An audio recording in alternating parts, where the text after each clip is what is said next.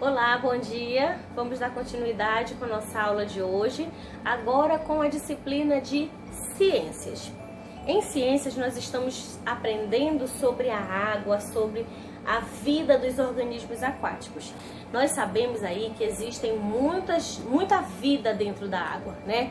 Temos aí os micro-organismos, temos plantas, temos animais, tem várias coisas que vivem completamente dentro da água, assim como nós temos vida também fora da água, e tem também aqueles seres que precisam tanto estar dentro da água quanto fora da água, né? Um pouquinho em cada. Tem aqueles que conseguem sobreviver somente na água, tem aqueles que conseguem sobreviver somente na terra, vamos dizer assim, e tem aqueles que conseguem sobreviver, tanto faz. Em qualquer um dos dois, ele se adapta com facilidade. Então vamos lá.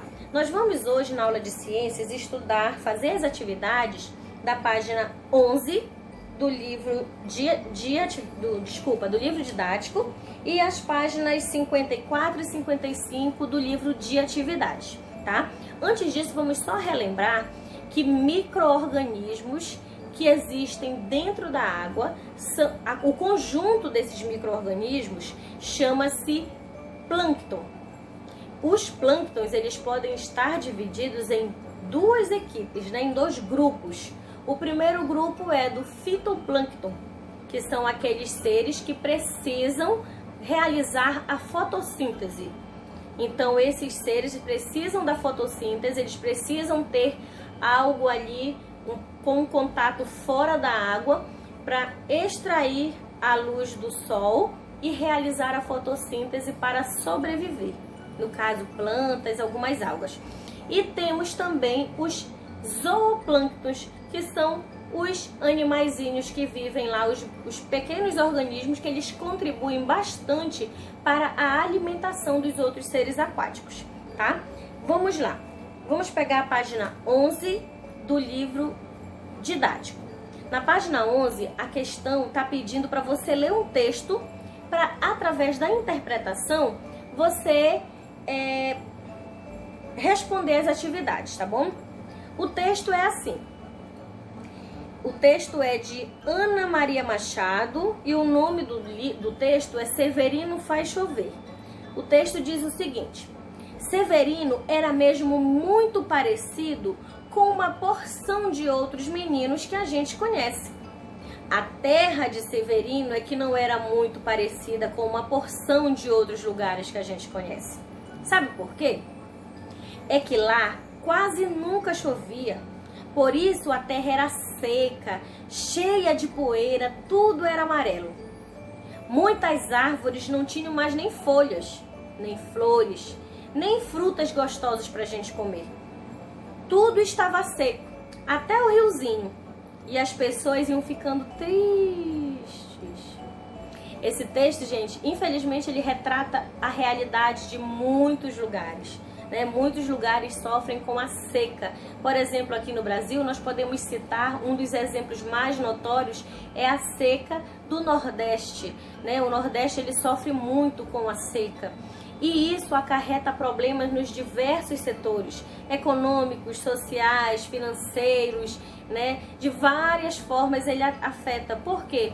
Se a terra está seca, ela não pode produzir, né? As pessoas não podem plantar, não podem colher, não podem... Os rios secam, né? Então as pessoas ficam com dificuldade de se hidratar, o calor fica intenso, muitas coisas acontecem e atrapalham muito o desenvolvimento da vida das pessoas. E nas questões que nós vamos interpretar a partir desse texto é a seguinte: a primeira, ela está dizendo assim: você já viu um lugar como a terra de Severino ou vive em algum lugar assim? Você vai contar para os colegas como que é esse lugar. Aí no livro está um tópico que é para você conversar, mas essa questão você vai estar escrevendo no caderno, tá? E na sala virtual você vai ler a sua resposta para os colegas saberem a sua opinião. A letra B, ela diz assim: qual é a relação entre a presença de água e a existência de folhas, flores e fruto nas árvores? Será que você ainda lembra? Você já estudou isso nos anos anteriores, deu uma relembrada, puxa lá pela memória e tente escrever sobre a associação da água com a existência das flores, folhas e frutos de uma árvore. Na questão da letra C, diz assim: a falta de chuva pode provocar a escassez de alimentos? Explique como isso é possível, né? Será que a água está dando alimento? Em que a água contribui? Por que se não tiver água eu posso ficar sem alimento? Reflita bem, analise bem a situação para responder. Depois disso, nós vamos passar para o livro de atividades, páginas 54 e 55. Na página 54, ele tem também um texto, um pequeno texto, um fragmento de um texto, na verdade, que o nome é adaptação. O texto diz assim: animais como a rã, o jacaré, o hipopótamo passam boa parte do tempo na água. Eles têm os olhos e as narinas localizados na parte superior da cabeça, para que consigam ficar quase sempre totalmente debaixo d'água, sem deixar de enxergar e respirar. As aves aquáticas têm patas palmadas, que as ajudam a se locomover na água. O cacto, uma planta que vive em lugares secos, é capaz de armazenar grande volume da água, pois tem uma camada externa espessa, espessa quer dizer grossa, tá? E superfície cerosa, quer dizer uma superfície coberta por um tipo de cera, o que impede a perda da água. Baseado nesse texto, você vai ler as perguntas e vai responder, tá? Como, por exemplo, na letra A, você vai marcar com um X os animais que têm as características que são citadas no texto, tá? As palmas, as patas palmadas, né? Ou que tenha alguma informação que foi dita no texto, você vai ver aí 3 animais e você vai marcar quais deles têm as características, se encaixam nas características do texto. Na letra B, você vai sublinhar, você vai passar um risquinho embaixo da frase, que explica como uma planta, como o cacto, consegue sobreviver em ambientes secos. A justificativa para isso está no texto, você vai passar com um lapisinho riscando embaixo ou botar com marca-texto, você que escolhe. A letra C diz assim: assinale o nome dos seres vivos citados no texto que são parcialmente aquáticos. Você vai ver que lá ele cita vários animais, mas você vai marcar com um X apenas os animais que são parcialmente aquáticos. O que quer dizer parcialmente aquáticos? Que eles não precisam ficar o tempo todo só dentro da água para sobreviver. Eles sobrevivem tanto dentro da água quanto fora. E nós temos de opção rã, aves aquáticas, jacaré, hipopótamo e o cacto. Passando para a página seguinte, na página 55, você vai fazer uma pesquisa na internet com o auxílio de um adulto sobre uma das funções da água presente no organismo dos seres vivos e escrever nas linhas a seguir. Observe que nós temos apenas 3 linhas, então pode ser uma pesquisa curta para você escrever, mas por favor preencha as 3 linhas, que é para você poder conseguir reunir o máximo de informações possíveis, tá bom? Na questão número 6, isso aí é uma questão que nós vamos ver detalhadamente na próxima aula, mas que você já tem um conhecimento prévio sobre o assunto.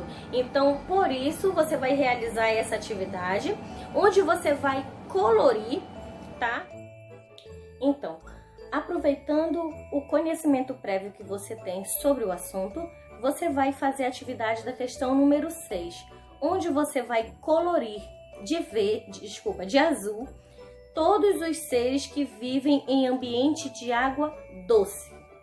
De vermelho, os que vivem em ambiente de água salgada. E de amarelo, os que vivem parte da vida na água e parte na terra. Entre as opções que você vai colorir tem zooplâncton, lambari, sapo cururu, baleia jubarte, vitória régia, tubarão-baleia, jacaré do Pantanal e peixe-palhaço.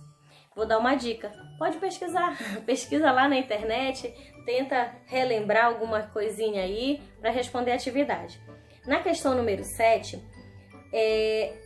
ele está falando o seguinte: sobre a água disponível no planeta Terra, utilize as palavras em destaque para completar o texto. As palavras são desperdício, seres vivos, água doce e aquíferos. Se você relembrar, nós falamos sobre esse conteúdo lá na sala virtual, numa conversa formal, né? Então, puxa aí pela memória, realize a atividade o máximo que você conseguir. E aí, já na sala virtual, nós vamos sanar essas dúvidas, fazer a correção. E se você souber algo que ainda não foi dito na sala sobre o conteúdo que é interessante e condiz com o momento, aproveita, já deixa anotadinho e lá na sala você passa a informação pra gente que vai ser bem interessante.